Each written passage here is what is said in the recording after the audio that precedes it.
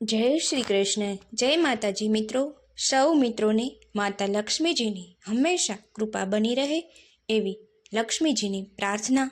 સૌ પ્રથમ મિત્રો, આપને જણાવવા માગું છું કે જો આપના આંગણામાં આ 5 વૃક્ષ હોય તો તે વૃક્ષને હટાવી દેજો. તે છે બરબાદીનું એક કારણ.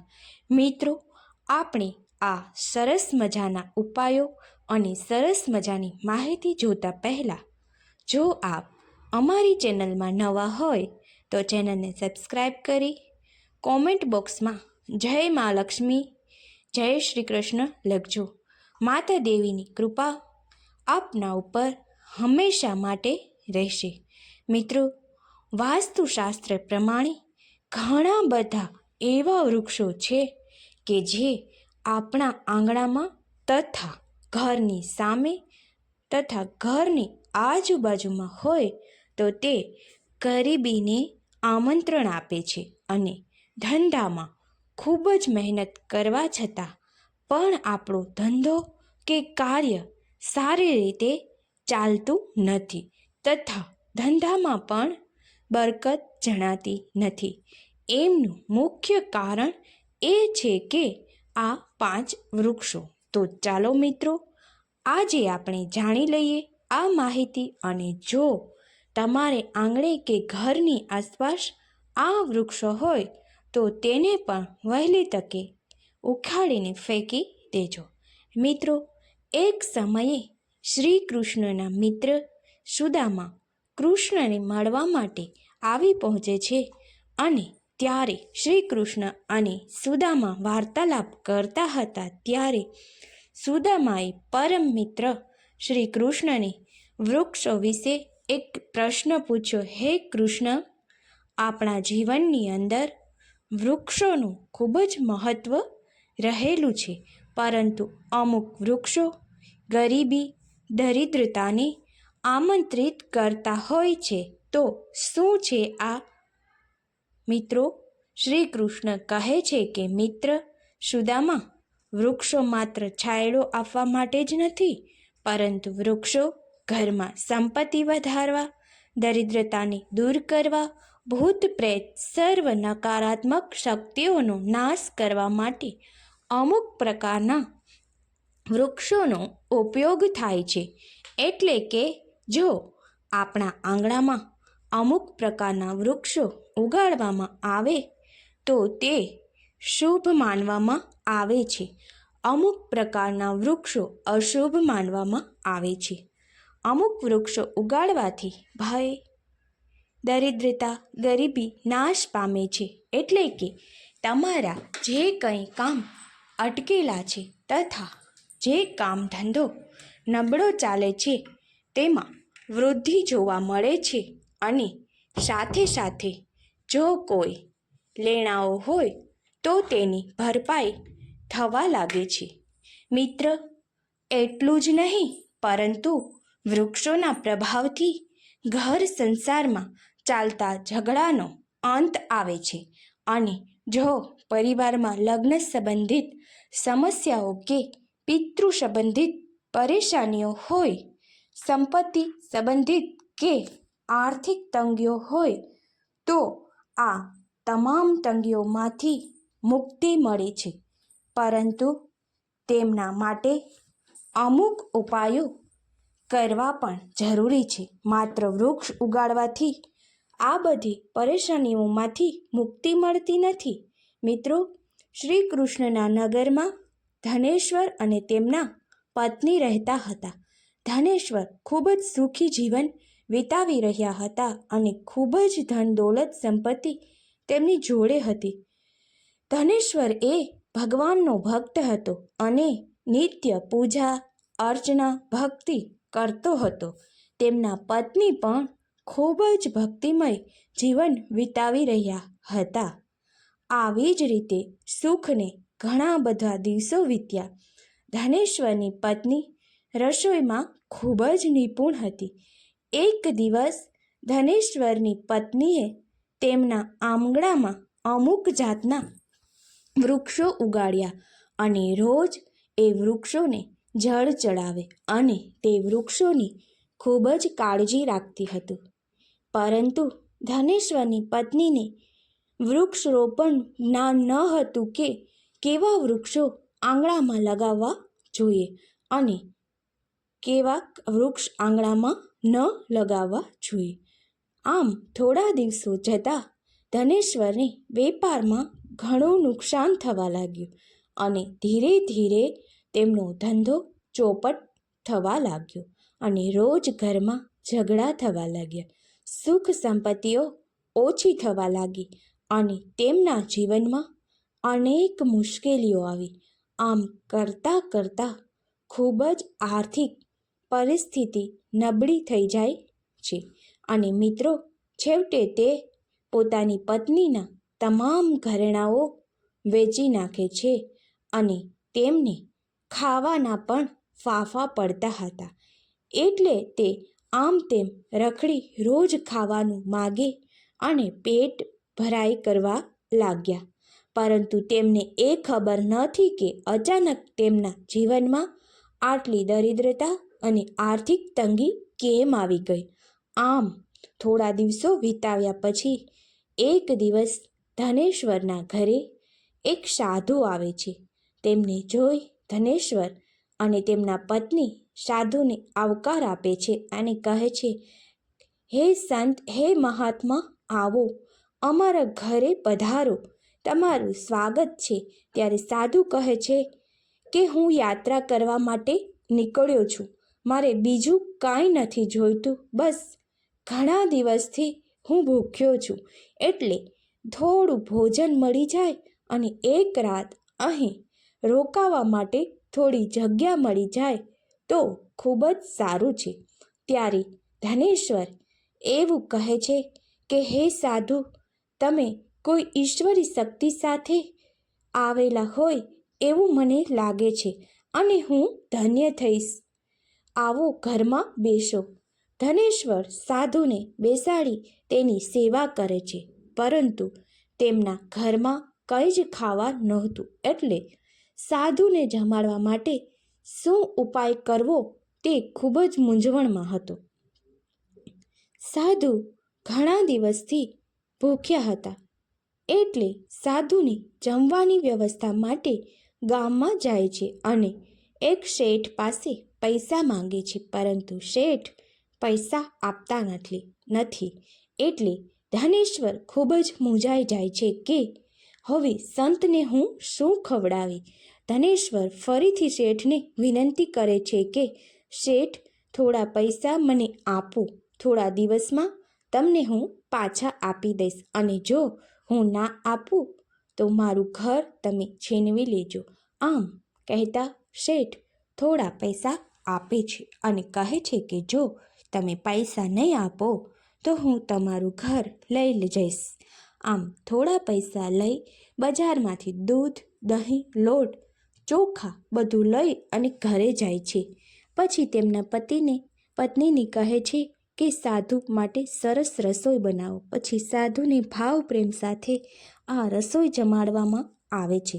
સાધુ ધનેશ્વરનો આટલો પ્રેમ અને ભક્તિ નિષ્ઠા જોઈ પ્રસન્ન થાય છે અને ત્યાર પછીથી સાધુ તેમની યાત્રામાં જવા નીકળતા પહેલાં ધનેશ્વરને કહે છે કે હે ધનેશ્વર, તારી તમામ મનોકામનાઓ પૂરી થશે.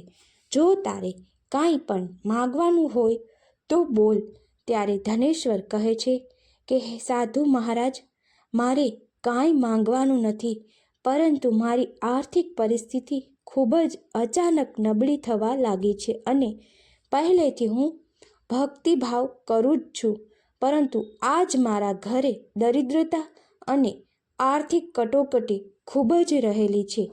ત્યારે સાધુ મહારાજ કહે છે કે ધનેશ્વર, મેં તારા આંગણામાં પગ મૂક્યો એટલે મને ખબર પડી ગઈ હતી કે તું ખૂબ જ મૂંઝાયેલો છે. તું ખૂબ જ આર્થિક કટોકટીમાં છો. દરિદ્રતા તારા ઘરે છે. આ તમામનું કારણ તારા આંગણામાં રહેલા વૃક્ષો જ છે અને આ વૃક્ષોના કારણે જ તું કંગાળ બની રહ્યો છે. ત્યારે ધનેશ્વર કહે છે, હે સંત, મને તમે વૃક્ષો વિશે બતાવો કે કયા વૃક્ષો લગાવવા જોઈએ કે જેથી આ બધી સમસ્યામાંથી મને મુક્તિ મળે. ત્યારે આ સંત મહાત્મા કહે છે કે આંગણામાં એક પીપળાનું વૃક્ષનું વાવેતર કરો જે ભગવાન વિષ્ણુ સમાન છે. પીપળાના વૃક્ષના પાંદડા પાણીમાં પડે છે ત્યારે એ એક પિંડ સમાન થઈ જાય છે અને જેનાથી પિતૃદોષમાંથી મુક્તિ મળે છે અને આર્થિક સંકટમાંથી પણ તમને મુક્તિ મળે છે. પીપળાના વૃક્ષમાં બ્રહ્મા, વિષ્ણુ અને મહેશનો વાસ હોવાથી જો રોજને માટે પીપળાના વૃક્ષને સ્પર્શ કરવામાં આવે તો તમામ પાપોમાંથી મુક્ત થઈએ છીએ. ત્યારબાદ સંતે બીજા વૃક્ષ વિશે જણાવ્યું છે કે આંબળાનું વૃક્ષ એ માનવ જીવનમાં ખૂબ જ મહત્વનું વૃક્ષ છે. આંબળાના ઝાડને પવિત્ર માનવામાં આવે છે. આંબળાનું ફળ શ્રી કૃષ્ણને પ્રિય હોય તો આંબળાનું ફળ ખાવાથી અને તેમનું પાણી પીવાથી તમામ દોષોમાંથી અને રોગોમાંથી મુક્તિ મળે છે. આમ આંબળાના પાણીથી સ્નાન કરવામાં આવે તો દરિદ્રતા દૂર થાય છે. જે ઘરમાં દરરોજની માટે આંબળા રાખવામાં આવે છે તો તે ઘરમાં ક્યારેય દરિદ્રતા આવતી નથી. અને જો એકાદશીના દિવસે આંબળા મળી જાય તો સંસારમાં સૌથી વધારે ફળ પ્રાપ્ત થાય છે. જે ઘરમાં આંબળાનું વૃક્ષ હોય છે ત્યાં સદાને માટે લક્ષ્મીજી વાસ કરે છે. ત્રીજું છે આસોપાલવનું વૃક્ષ. આ વૃક્ષમાં અપ્સરાઓ નિવાસ કરતી હોય છે. દુઃખ અને નિરાશાઓને નાશ કરનારું છે. આસોપાલવના ઝાડને લગાવવાથી સકારાત્મક ઉર્જાનો વાસ રહે છે અને તે શીતળતા અને સુંદરતા બંને પ્રદાન કરનારો છે. મા લક્ષ્મી જ્યારે સીતાજીના સ્વરૂપમાં જન્મ લીધો હતો ત્યારે માતા સીતાજીના રાવણ હરણ પછી સીતાજીનો અશોક વાટિકામાં વાસ હતો. અશોક વાટિકા એટલે કે આસોપાલવની વાટિકા. મિત્રો, આસોપાલવના વૃક્ષ એ સીતાજીનું રક્ષણ કરેલું હોવાથી સીતાજી આસોપાલવના વૃક્ષને વરદાન આપેલું છે કે જ્યાં પણ આ વૃક્ષ હશે ત્યાં લક્ષ્મી સ્વરૂપા સદાને માટે મારો વાસ રહેશે અને હંમેશને માટે લક્ષ્મીજીની કૃપા બની રહેશે. ચોથું છે લીમડાનું ઝાડ. મિત્રો, લીમડાનું ઝાડ એ આયુષ્ય પ્રદાન કરનારો હોય. ઘરના આંગણે કે ઘરની પાસે લગાવવામાં આવે તો ઘણા રોગોથી છુટકારો મળે છે અને માતા લક્ષ્મીને લીમડાના પાંદડા અત્યંત પ્રિય છે. માટે લીમડાના વૃક્ષમાં માતા લક્ષ્મીનો હંમેશા માટે વાસ હોય છે. મિત્રો, એના પછી છે જાંબુનું ઝાડ. જેમના ઘરે જાંબુનું ઝાડ હોય છે તેમના ઘરે દેવી લક્ષ્મી વાસ કરે છે. એટલે કે તેમના ઘરમાં દીકરીનો જન્મ થાય જ છે, જે કુળનું ગૌરવ વધારે છે. ત્યારબાદ છે બીલીપત્રનું ઝાડ. ખૂબ જ શુભ માનવામાં આવે છે કારણ કે તેમના પાનમાં સૃષ્ટિના સર્જનહાર શ્રી મહાદેવનો વાસ છે. ત્યાર પછી છે ગુલાબનો છોડ. ગુલાબના છોડવામાં પાર્વતીનો વાસ છે. તેથી જ બીલીપત્રની પાસે ગુલાબનો છોડ રોપવામાં આવે તો શિવજી અને પાર્વતીના આશીર્વાદ હંમેશા માટે રહે છે. તે ઘરમાં ક્યારેય પણ અકાળ મૃત્યુ થતું નથી અને કોઈ દુઃખી થતા નથી. ત્યાર પછી આવે છે નાળિયેરીનું ઝાડ. નાળિયેર એ ધાર્મિક પ્રસંગમાં સૌ પ્રથમ રાખવામાં આવે છે. માટે નાળિયેર એ ખૂબ જ શુભ માનવામાં આવે છે અને તેમને ઘરે લગાડવાથી આર્થિક કટોકટી દૂર થાય છે. ત્યાર પછી છે મોગરાનું વૃક્ષ. મોગરાનું વૃક્ષ ઘરના આંગણે રોપવાથી કાર્યમાં સિદ્ધિ અને સુખની પ્રાપ્તિ થાય છે. હવે મિત્રો આપણે જોઈશું કે કેવા પ્રકારના વૃક્ષો ઘરના આંગણે ન લગાવવા જોઈએ. મનુષ્યએ ક્યારેય પણ તાડનું વૃક્ષ લગાવવું ના જોઈએ, જે સંતાનનો નાશ કરે છે. તાડનું ઝાડ હોય છે ત્યાં સંતાનની પ્રાપ્તિ થતી નથી. બીજું છે બહેડાનું ઝાડ. ક્યારેય પણ બહેડાનું ઝાડ ના લગાવવું જોઈએ. બહેડાના ઝાડમાં પ્રેતોનો વાસ હોય છે. બહેડાના ઝાડ નીચે ક્યારેય પણ બેસવું પણ ના જોઈએ. ઘરના આંગણે એવા છોડ ક્યારેય ન લગાવવા જોઈએ કે જેને કાપવાથી કે તોડવાથી દૂધ નીકળે છે. ઘરના આંગણે બાવળિયાનું ઝાડ લગાવવું ના જોઈએ. તેનાથી વિભક્તિ આવે છે અને નકારાત્મક ઉર્જાઓનો વાસ કરે છે તેમાં. મિત્રો ઘરની સામે પપૈયાનું ઝાડ પણ ન લગાવવું જોઈએ.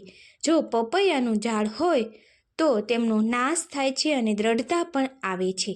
આવી રીતે સાધુ ધનેશ્વરને કહે છે કે આ પ્રકારે મેં તને બધા જ શુભ અને અશુભ વૃક્ષ વિશે જાણકારી આપી છે, માટે તું આ મુજબ વૃક્ષોનું રોપણ કર અને અશુભ વૃક્ષોનો નાશ કર, જેથી દરિદ્રતા દૂર થશે અને આર્થિક મુશ્કેલીમાંથી તથા પિતૃદોષમાંથી તને મુક્તિ મળશે.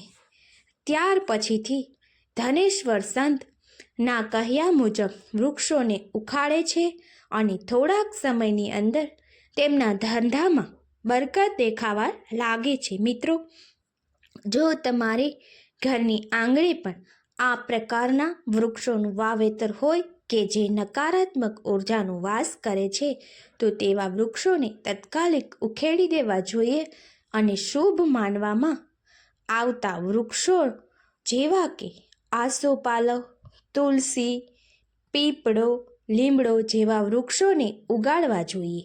આશા રાખું છું કે મિત્રો તમને આ વિડીયો પસંદ આવેલ હશે અને હવે પછી જો આ પ્રકારના વૃક્ષો હોય તો તેને નીકાળી દેજો અને સકારાત્મક ઉર્જા આપતા વૃક્ષોનું વાવેતર કરજો. જય શ્રી કૃષ્ણ, જય માતાજી. આવી જ રીતે મહત્ત્વની બાબતો અને વાસ્તુશાસ્ત્રને લગતી તમામ માહિતી જોવા આપ અમારી ચેનલમાં જોડાયેલા રહેજો. મિત્રો આવા અનેક વાસ્તુશાસ્ત્રને લગતા વિડીયો આપને મળતા રહે તે માટે આપ અમારી ચેનલને લાઈક, શેર અને સબસ્ક્રાઈબ જરૂર કરજો મિત્રો. આભાર. જય માતાજી.